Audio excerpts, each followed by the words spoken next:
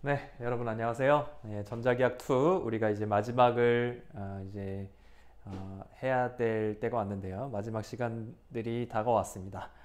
지난 시간에 우리가 균일 평면파, 그렇죠? 정연파 형태의 시간에 따라서 전개와 자개가 정연파 형태로 코사인 형태로 바뀌는 그런 시변 전개 자개에서 어떻게 전개 자개가 실제로 이루어지는지를 우리가 배웠던 타임 베링 필드에서의 맥스웰 이퀘이션 4개를 연립으로 풀었더니 그게 파동 방정식이라는 것들이 나왔고, 그리고 그 파동 방정식에서 시정연계를 가정했더니 우리가 간단하게 페이저로 표현해서 시간 미분을 간단하게 할 수 있었어요.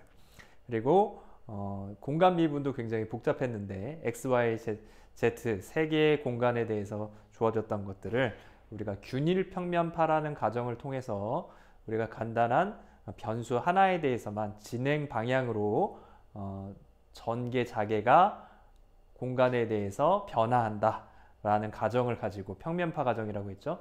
그렇게 문제를 풀었습니다.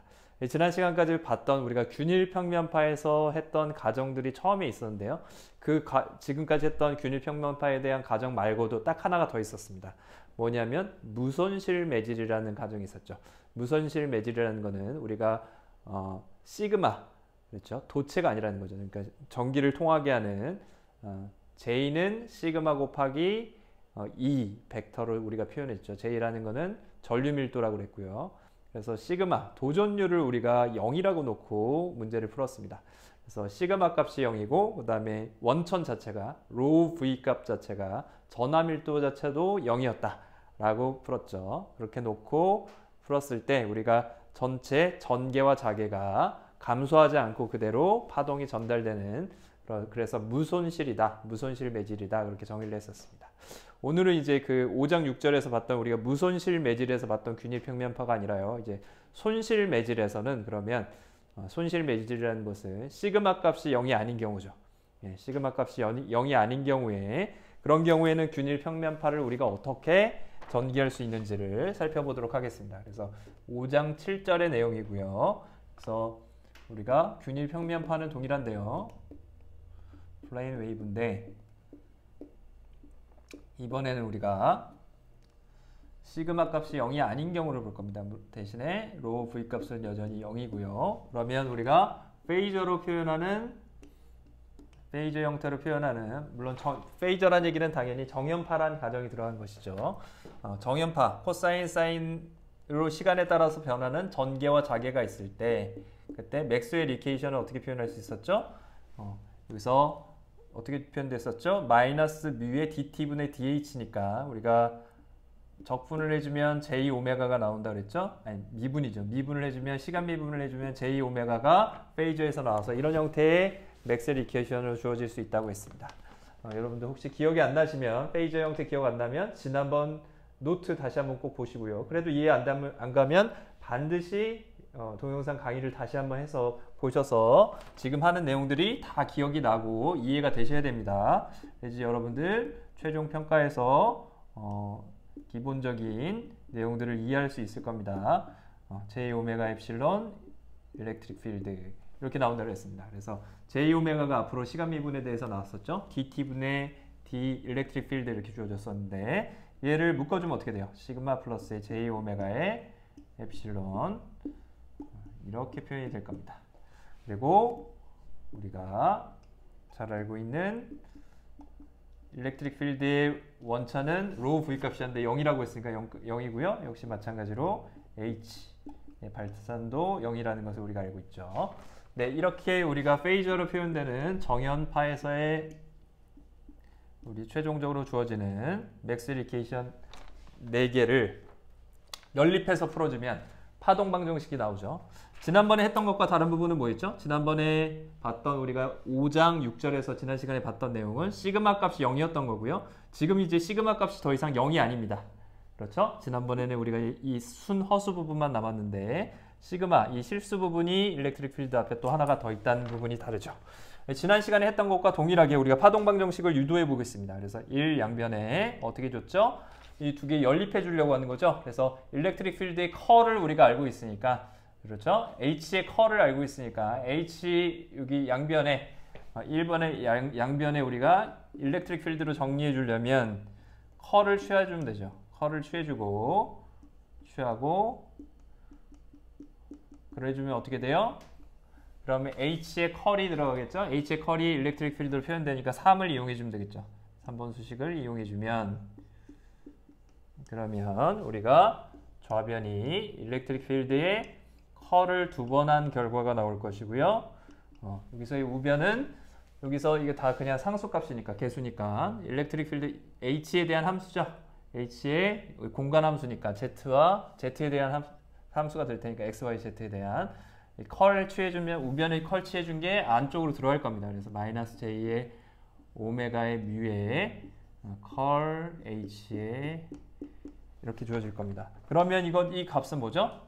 이건 뭐예요? 여기서 두 번째 여기서 미안합니다. 이걸 잘못 썼네요. 이게 지금 두 번째 수식이죠. 네, 맥스웰 이퀘이션 두 번째 수식이 될 것이고요. 여기 이제 세 번째 수식으로 해서 우리가 두 번째 수식을 컬 취해 주는 거에다 이용해 주는 거죠. 이 결과를 이용해 주는 것이죠.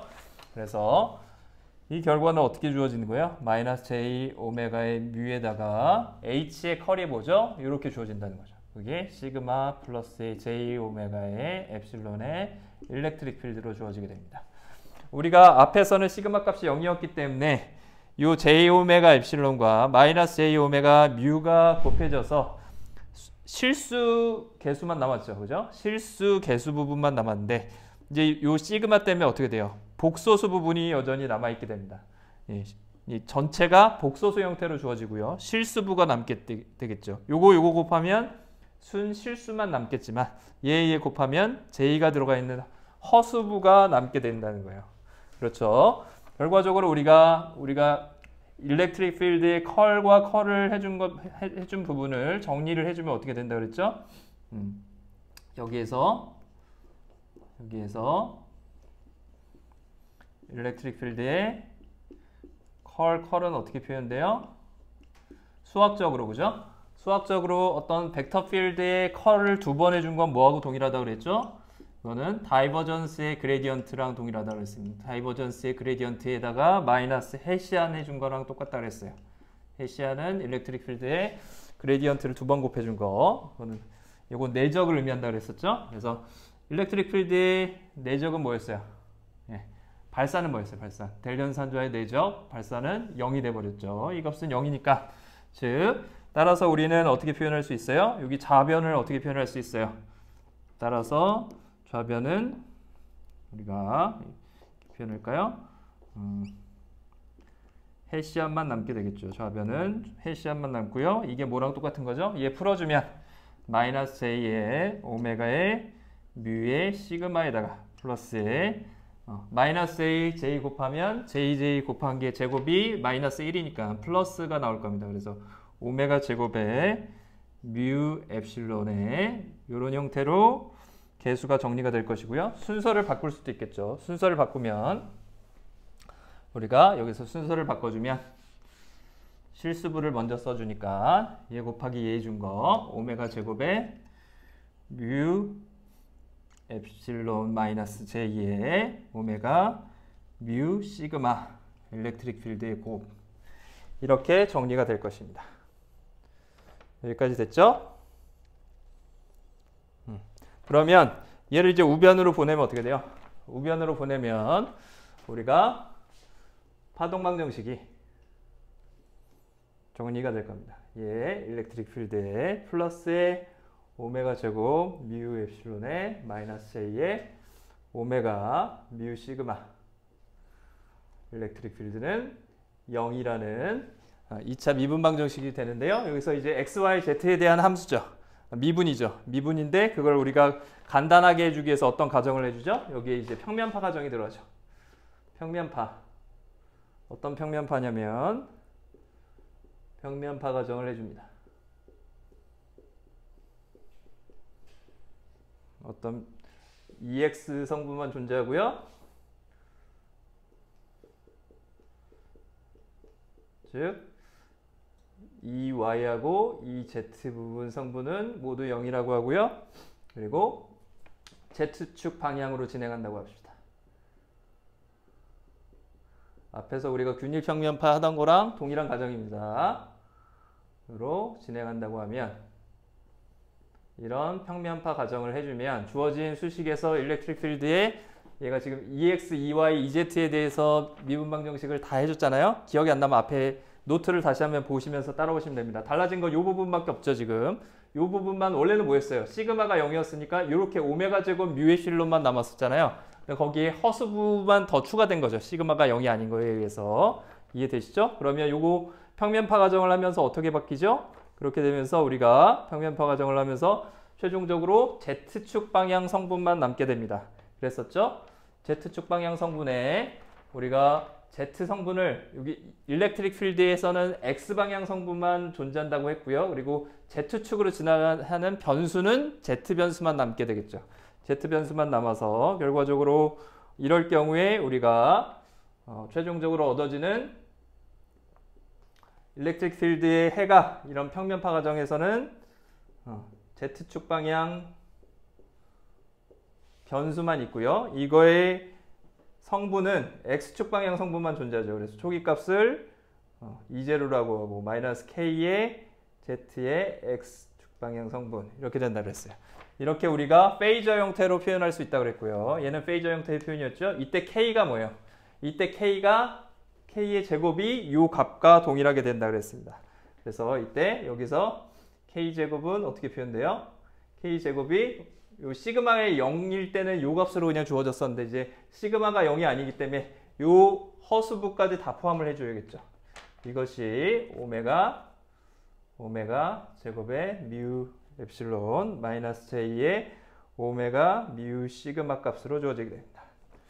비교하자면 어떻게 됐었어요? 시그마가 0일 때는 어떻게 돼요? 비교하자면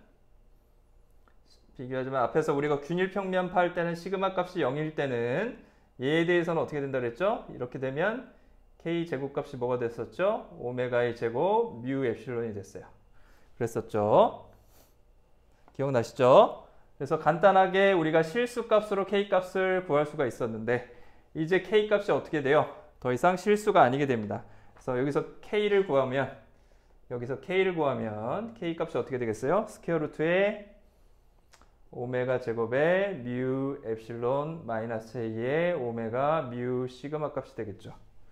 그렇죠? 이거 여기서 전체를 오메가 제곱을 갖다 끄집어내면 오메가가 스퀘어 루트 밖으로 나갈 수도 있고요. 그러면 여기는 뮤 엡실론만 남을 거고 뒤쪽에는 어떻게 됐어요? 오메가가 하나 있었으니까 밖으로 오메가 전체가 나가려면 여기서 오메가 제곱으로 나눠줘야겠죠. 그럼 남는 것이 오메가 분의 뮤 시그마 이런 형태로 정리를 할 수가 있을 겁니다. K 값을 맞죠? 한 번 더 정리해주면 여기 뮤가 공통으로 있으니까 어떻게 해줄 수 있어요? 이 결과값은 K 값은 오메가의 스퀘어 루트에 엡실론의 뮤로 묶어주니까 마이너스 J에 여기서 뮤 묶이면 오메가 분의 시그마 곱하기 뮤 이렇게 된다는 거예요. 됐습니까? 네, 여기까지 되셨죠? 만약에 우리가 시그마 값이 0이면 어떻게 되는 거야? 시그마 값이 0이면 K 값이 뭐가 되죠? 오메가 스퀘어 루트의 뮤 엡실론 이렇게 되는 거죠. 요 값이 0이니까 뮤 엡실론. 그래서 K 값이 실수값만 존재하는 그런 값으로 나와서 우리가 균일 평면파를 쉽게 그림을 그릴 수가 있었는데 이번에는 이런 복소수 값이 들어있어요. 예, K 안에 복소수 값이 들어있습니다. 이 자체가 복소수라는 거죠. 실수부와 허수부를 포함하고 있다는 것이죠. 그래서 여기서 이제 우리가 정의를 합니다. 이 K 값을 이제 복소수니까 실수부와 허수부를 나눠서 정의를 하게 됩니다. 그래서 이 값을 어떻게 정의할 거냐면 실수값 알파와 베타를 가지고 베타 마이너스 J의 알파라고 정의할 거예요. 이렇게 얘는 정의한다는 뜻이죠. 이 K란 값을 이렇게 정의한다는 뜻이에요. K의 실수부를 우리가 베타라고 할 거고요. 허수부를 마이너스 알파라고 놓는 거죠. 마이너스 알파라고 정의를 할 겁니다. 여기까지 되셨나요? 여기서 이 알파 값을 우리가 뭐라고 할 수 있냐면 뒤에서 이제 보면 아시겠지만 알파 값을 우리가 뭐라고 정의하냐면 여기서 이 알파 값을 어테뉴에이션 팩터라고 얘기를 합니다. 어테뉴에이션 컨스턴트라고 얘기해요. 감쇄상수 이렇게 감쇄라는 거 점점 줄어드는 거죠. 어테뉴에이션은 어떤 값이 점점 줄어드는 것을 어테뉴에이션이라고 하는데 어테뉴에이션 컨스턴트라는 말을 씁니다. 네. 여기서 보시면 알겠지만 이 알파란 값은 원래 시그마 값이 원래 0이었을 때는 어떻게 됐어요? 베타만 존재하겠죠. 베타가 그냥 바로 K가 되는 거죠. 실수부 이 전체가 실수부가 되니까 시그마가 0이면 그렇겠죠. 그래서 오메가 스퀘어 루트에 뮤 엡실론 이렇게 나온단 말이에요. 그죠? K제곱이 이렇게 주어졌었으니까 시그마가 0일 땐 이렇게 되지만 이제 더 이상 시그마 값이 0이 아니기 때문에 이 허수부가 남아있잖아요. 그죠? 그 허수부 때문에 이 어테뉴에이션 컨스탄트 값이 존재하게 된다는 것이죠. 이해되시죠? 그래서 시그마가 0일 때는 알파 값이 0이었겠죠. 맞죠? 시그마가 점점 커지면 어떻게 될까요? 알파 값도 그 값만큼 커지겠죠. 맞습니까? 결과적으로 여기서 우리가 확인할 수 있는 것은 이 수식에서 확인할 수 있는 건 알파 값은 비례해서 증가해요. 비례해요. 뭐에 비례하죠? 스퀘어 루트의 시그마 값에 비례해서 증가하게 됩니다. 뭐 뮤 값에도 비례하고요. 오메가 값에도 영향을 받는데 결과적으로는 시그마 값이 0이면 알파 값도 0일 거고요. 시그마 값이 점점 커지면 시그마가 뭐였죠? 얼마나 잘 전기를 통하느냐. 그렇죠? 도전율이었죠. 도전율이었는데 그 도전율 값이 커지면 알파 값도 커진다는 것을 이 수식에서 우리가 정의해서 확인할 수가 있습니다. 달라진 건 뭐예요? 이 알파 값이 새로 생겼다는 거죠. 이전에는 이 베타 값이 그냥 K였는데 그래서 K 값으로 우리가 봤는데 이제 더 이상 이 전체가 실수가 아니라 허수부가 들어가 있다는 것이 차이점이 될 겁니다. 여기까지 되셨나요? 그러면 우리가 이제 K 값을 베타와 알파로 이렇게 나누었어요. 베타 실수부 부분과 허수부 부분으로 나눴습니다. 그래서 그것을 가지고 다시 원래 주어진 일렉트릭 필드의 해를 넣어주면 이 K 값에 여기서 우리가 정의한 베타와 알파를 써서 대입해 주는 거죠. 이 값에 K 값에다가 이 값을 대입을 해주면 최종적으로 이제 알파와 베타로 표현되는 일렉트릭 필드 해는 어떻게 구해지는 거예요? 이 평면파 가정을 했을 때 결국에는 웨이브 함수는 우리가 최종적으로 이렇게 구할 수가 있을 겁니다. 일렉트릭 필드 Z 변수에 대한 일렉트릭 필드는 이 제로에 익스포넨셜의 마이너스 J에 이제 K 대신 뭘 집어넣어줘요? 베타 마이너스 J 알파 Z 변수 X 이렇게 표현된다는 것이죠. 그러면 어떻게 돼요? 이제 마이너스 J에 마이너스 J 곱하면 마이너스 알파가 되겠죠? 네, 그래서 이 값은 이 제로에 익스포넨셜의 마이너스의 알파 그리고 익스포넨셜 마이너스 J의 베타의 ZX 해 이렇게 주어지게 됩니다. 최종적으로 우리가 시그마 값이 0일 때랑 비교하면 어떻게 돼요? 시그마 값이 0일 때랑 비교해보면 어떻게 되죠? 결과값이 뭐가 달라졌죠? 시그마 값이 0일 때 앞에서 우리가 다시 한번 찾아보세요. 시그마 값이 0일 때를 놓고 우리가 전파방정식을 했을 때랑 차이점은 뭐예요? 0일 때는 어떻게 됐었죠? 이 값이 E0의 익스포넨셜 마이너스 J의 KZ XZ였잖아요. 그죠?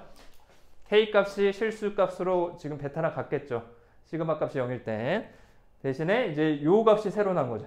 익스포넨셜의 마이너스 알파 여기 Z가 빠졌습니다. 알파 곱하면 알파에다가 Z가 빠졌죠. Z 요 함수가 추가로 들어갔죠. 익스포넨셜의 마이너스 알파 Z가 들어갔습니다. 근데 알파는 실수예요. 실수부를 표현하는 요 자체는 실수 값이죠. 알파 값은 실수 값입니다. 그죠? 여기 J가 붙어 있는 거니까. 둘 다 실수 값으로 표현되는 실수부, 이 전체의 실수부, 그러니까 허수부를 표현하는 실수 값이죠. 요 자체는 실수 값이기 때문에 익스포넨셜의 마이너스 알파 Z는 어떤 함수예요? 알파가 플러스라면 어떻게 되는 거죠? 이런 감소하는 함수가 되겠죠. 감소하는 함수가 될 것입니다. 1보다 크다면. 네, 그래서 감소하는 함수가 될 것이고요. 그러면 이제 얘는 지금까지 요 결과값은 뭐였죠? 이 결과값은 요거는 우리가 지금까지 봤던 요 부분은 비교하는 부분이고요. 앞에서 우리가 시그마 값을 0으로 놨을 때는 얘랑 비교해주면 이런 차이점이 있었고요. 그래서 우리가 이런 결과들을 최종적으로 얻었죠. 얻었고 이 지금 페이저로 표현된 웨이브의 형태를 그럼 이제 우리가 뭘로 바꿔줄 수 있었죠? 네, 시간 변수로 이제 복원해 줄 수 있었죠. 그래서 이걸 다시 한번 표현해 주면 다시 한번 시간 t를 포함하는 우리가 일렉트릭 필드를 표현해 주면 얘는 우리가 지금까지 봤던 건 페이저 형태였고요. 페이저 형태에서 시간으로 우리가 복원을 해주면 어떻게 복원을 할 수 있죠? 요 값 자체에다가 이 x 벡터는 똑같을 거고요. 요 값 자체에다가 리얼 값을 취해주면 되죠.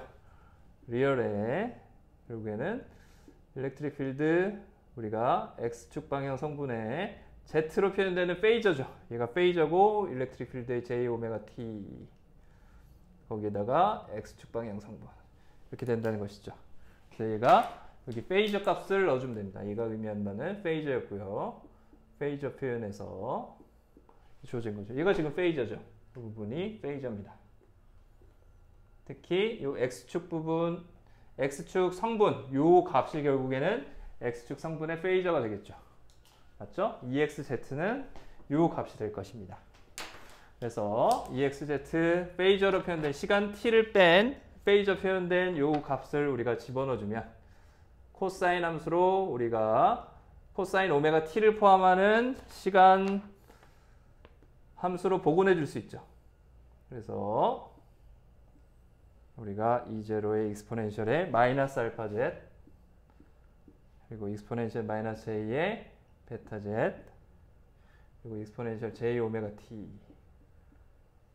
거기에 x 벡터 이렇게 주어지게 되겠죠. 그러면 이제 리얼 값을 취해주면 여기서 이 익스포넨셜 함수는 리얼 값이죠. 얘는 마이너스 j가 붙어 있으니까 얘는 복소수고요. 그러면 어떻게 되죠? E0 값도 지금 실수 값이고요. 그래서 실수 값들만 밖으로 다 빼내고 리얼에 그럼 뭐만 남는 거죠? 익스포넨셜에 이 두 개를 익스포넨셜 밑을 두 개로 하니까 두 개를 더해주면 되겠죠. 그래서 J로 묶어주면 J의 오메가 t 마이너스의 베타 z 이런 파동방정식 형태가 나올 것이고요. 이 리얼 값이 결국엔 뭐가 됩니까? 이 부분의 리얼 값은 우리가 오일러 공식에 의해서 얘는 코사인, 사인이 되죠. 코사인 부분만 나오면 되겠죠. 코사인의 이 값이 나오게 될 겁니다. 그래서 E0의 익스포넨셜 마이너스 알파 z로 감쇄하면서 코사인의 오메가 t 마이너스 베타 z로 파동하는 시간과 공간에 따라서 파동하는 함수가 나오겠죠. 이 결과가 최종적으로 구해지는 우리가 얘기하는 결과적으로 코사인, 사인 웨이브가 되겠죠. 파동 방정식이 됩니다. 비교해보면 어떻게 됩니까? 뭐만 다르죠? 시그마 값이 0일 때 비교해보면 뭐만 달라요? 뭐만 추가됐습니까? 이 부분만 추가됐죠. 물론 거기서는 여기가 마이너스 k 값으로 주어졌죠. 마이너스 k 값으로 주어졌지만 여기서 이제 그게 실수부 베타로 바뀐 것 뿐이죠. k에. 이해되시죠? 그래서 k의 순 허수부 마이너스 알파가 어떻게 되죠? 요 익스포넨셜의 마이너스 알파 z 이 부분에 나오게 된다는 것이죠. 얘가 의미하는 건 결국엔 뭐예요? Z방향으로 진행함에 따라서 어떻게 된다는 것이죠? Z방향으로 진행함에 따라서 우리가 이전에 이런 그림을 그렸잖아요. 한번 그럼 그림을 그려봅시다. 먼저. 그림을 그려보면 Z축 방향으로 우리가 평면파가 존재한대요. 진행하는 평면파가 여기 X축, 여기 Y축이 존재한다고 하면 일렉트릭 필드는 어떻게 되는 거예요? 시간과 공간에 따라서 Z값이 T값이 0일 때를 우리가 살펴보죠. T값이 0일 때는 어떻게 돼요? T값이 0일 때 그때 일렉트릭 필드는 어떻게 됩니까? Z 그리고 0 T값 0이 들어간 거죠. 이 값일 때 어떻게 되죠? E0의 익스포넨셜의 마이너스 알파 Z 코사인의 이게 0이니까 베타 Z 이렇게 나오겠죠? X축 방향 벡터 이런 우리가 함수를 여기다 그려주면 된다는 것이죠. T값이 0일 때를 그리면 T값이 0일 때 이 함수를 여기에 그려주면 어떻게 그려집니까? 코사인 베타 Z니까 한 주기가 얼마죠? 한 주기가 베타분의 2파이가 될 거예요. 베타분의 2파이가 지나면 한 주기가 지나는 그런 시그널이 될 겁니다. 그래서 우리가 베타분의 파이가 되면 요 제일 작은 부분으로 오겠죠? 그래서 그런데 어떻게 돼요? 그 앞에 뭐가 붙어 있죠? 익스포넨셜에 마이너스 알파 z가 붙어 있어요. 그래서 익스포넨셜에 마이너스 알파 z가 붙어 있으니까 어떻게 표현되나요? 점점 감소하는 거죠. z값이 0일 때는 어떤 값이에요? 이 값이 1이죠. z값이 0일 때는 이 값도 뭐죠? 1이 되죠. 코사인의 0이니까 1이 됩니다. 그래서 2제로만 남겠죠. 그래서 2제로에서부터 시작해서 이 값이 점점 감소하는 성분값은 어떤 값만 존재하죠? x축 방향 성분만 존재하는 이 값이 점점 최고의 이 값이 감소하면서 코사인 베타 z가 곱해져 있으니까 이 값이 얼마죠? 이 값이 2제로의 익스포넨셜 마이너스 알파 z죠. 이런 함수죠. z축에 대해서. 근데 그게 코사인의 베타 z. 이 안에서 어떻게 된다는 얘기예요? 이 안에서 실제로 가지는 벡터는 이런 모양을 가진다는 거죠. 이 0일 때는 이 값을 지나고요. 그리고 여기서도 마찬가지로 이런 값을 지나가겠죠. 여기서는 이런 값을 지나가겠죠. 그래서 이렇게 된다는 얘기예요. 최종적으로 주어지는 일렉트릭 필드의 벡터 모양이 이렇게 존재한다는 얘기죠. 그거의 벡터의 전체적인 크기가 이렇게 줄어든다는 얘기죠. 그럼 각각의 벡터들은 여기서 어떻게 주어진다는 거예요? 일렉트릭 필드는 우리가 빨간색으로 표현해 볼까요? 네, 빨간색으로 표현하면 그거의 엔벨롭이 그거의 전체 앰플리튜드가 이렇게 변화하게 됩니다. 크기가 이렇게 된다는 얘기죠. 그래서 여기서 이런 형태로 일렉트릭 필드가 x축 방향으로만 존재하는 이런 평면파가 공간의 이동에 따라서 변화하게 된다는 거죠. 시공간의 변화에 의해서. 그러면서 어떻게 돼요? 익스포넨셜의 마이너스 알파 z만큼 감소하는 거죠. 감소하게 되는 거죠. 그래서 이 알파 값을 뭐라고 합니까? 우리가 어테뉴에이션 컨스탄트라고 한다는 거예요. 알파 값이 만약에 우리가 알파 값이 굉장히 크다. 그러면 어떻게 돼요? 이 감소의 정도가 어떻게 되죠? 알파 값이 크면 이 값이 굉장히 샤프하게 이렇게 떨어지겠죠. 알파 값이 매우 작다. 0에 가깝다 그러면 0이면 어떻게 돼요? 이 값이 그냥 1이 되죠. 그래서 어떻게 되죠? 이 값이 알파 값이 매우 작아서 0에 가까우면 시그마 값이 0인 경우고요. 우리가 알고 있는 손실이 없는 매질에서의 균일 평면파. 요 점선이 이렇게 쭉 그대로 갈 거예요. 그래서 이 앰플리튜드가 줄어들지 않고 쭉 파동이 크기가 줄어들지 않고 쭉 가게 될 겁니다. 네, 이게 우리가 시그마 값이 0이 아닐 때 얻을 수 있는 우리가 균일 평면파예요. 균일 평면파인데 이제 손실이 있죠. 그래서 어테뉴에이션 컨스탄트라는 걸 우리가 K 값에서 순허수부의 값으로 끄집어내게 되면 결국엔 순허수부의 값이 베타 부분은 어떻게 되죠?